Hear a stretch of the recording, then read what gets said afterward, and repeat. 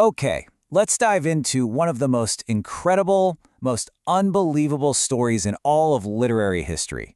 It's a story about genius, about rejection, and about a triumph that sadly came far, far too late.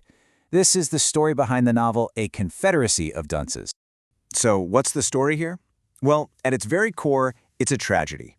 A brilliant, hilarious, one-of-a-kind novel gets written, but it's rejected by every single publisher who sees it. The author, absolutely crushed by despair, takes his own life, completely convinced his great work would never, ever see the light of day. And that really is the million-dollar question, isn't it? How does a manuscript, left to basically gather dust after its creator's death, go from the ultimate failure to winning one of literature's highest possible honors? It sounds impossible. To really get a handle on this book's wild ride to the top, you first have to understand the tragic life of its author, the brilliant but deeply tormented John Kennedy Toole.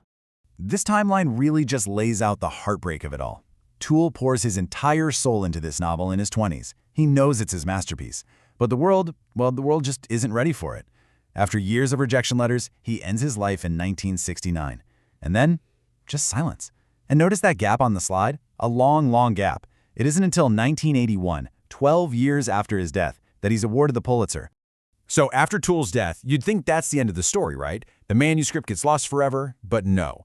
The story takes this incredible turn, all thanks to one truly unstoppable force: his mother.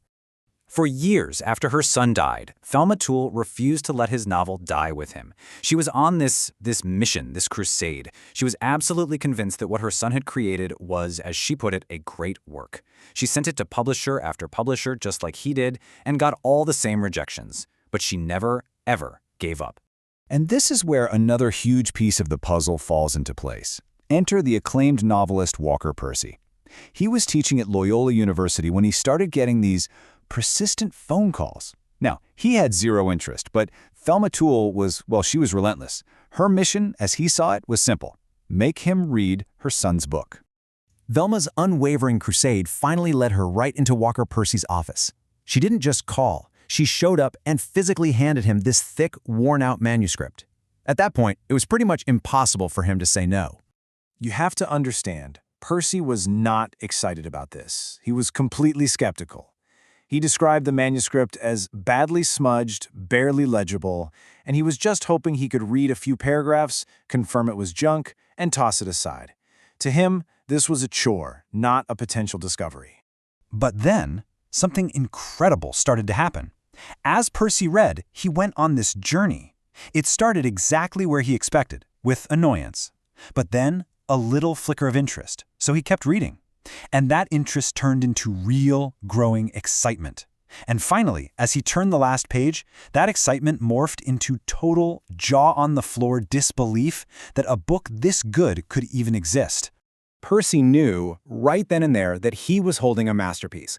In his own words, it was the work of genius. And in that moment, Thelma Toole's mission, it became his mission. It was now his duty, his task, to get this book published. So what was in this manuscript that so completely stunned a respected novelist like Walker Percy? Well, it was the story of one of literature's most outrageous, most unforgettable characters, the one and only Ignatius J. Reilly. I mean, how do you even begin to describe Ignatius? Walker Percy tried with these fantastic contradictions. He's a crazy Oliver Hardy, a fat Don Quixote, a perverse Thomas Aquinas. He's this brilliant intellectual and ideologue, but at the same time, he's a total slob and a massive glutton who lives with his mother in New Orleans and just rails against the modern world from the comfort of his own bed. You know what? Let me just read you the opening lines of the novel. It's a masterclass in character introduction. A green hunting cap squeezed the top of a fleshy balloon of a head. From under the green visor of the cap, Ignatius J. Reilly's supercilious blue and yellow eyes looked down upon the other people, studying the crowd for signs of bad taste in dress. Boom. In one paragraph, you know exactly who this magnificent, monstrous man is. Okay, so we've met the man, but what's the story about? Well, at its core, it's about one man's hilarious, totally misguided, and epic war against the entire 20th century. And that brings us to the title itself. The title comes from this amazing quote by Jonathan Swift. When a true genius appears in the world, you may know him by this sign, that the dunces are all in confederacy against him. And of course, in his own gigantic head, Ignatius J. Reilly is that true genius, and the rest of the world, with its jobs, its progress, and its general bad taste, is the Confederacy of Dunces, all ganged up against him. And this right here, this is the whole conflict in a nutshell. On one side, you have Ignatius, who worships what he calls the order, union, theology, and geometry of the Middle Ages. And on the other side, you've got the modern world, which to him is just chaos, lunacy, and bad taste. He longs for a life of intellectual contemplation, but he's horrified by what he sees as the ultimate modern perversion, having to get a job. And so, thanks to a mother's undying love and a fellow novelist's belief, the book was finally published in 1980. But this brings us full circle, right back to the profound tragedy at the heart of this incredible triumph. The year is 1981. The book has been out for a year. It's become a cult hit, a critical darling. And then, the ultimate recognition arrives.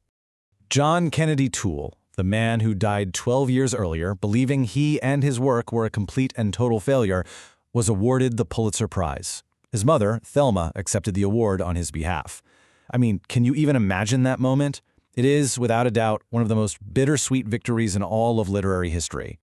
Walker Percy just summed up the whole feeling perfectly in his foreword to the book. He wrote, "It is a great loss that John Kennedy Toole is not alive and writing, but we have the book." And that's it, right there. There's the tragedy of all the art we lost, but also the deep, profound gratitude for the one masterpiece he left behind for all of us.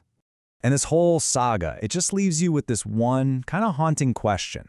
The story of A Confederacy of Dunces is a miracle. It's a 1 in a million shot. But it makes you wonder, doesn't it? How many other great works, how many other lost geniuses out there just weren't so lucky?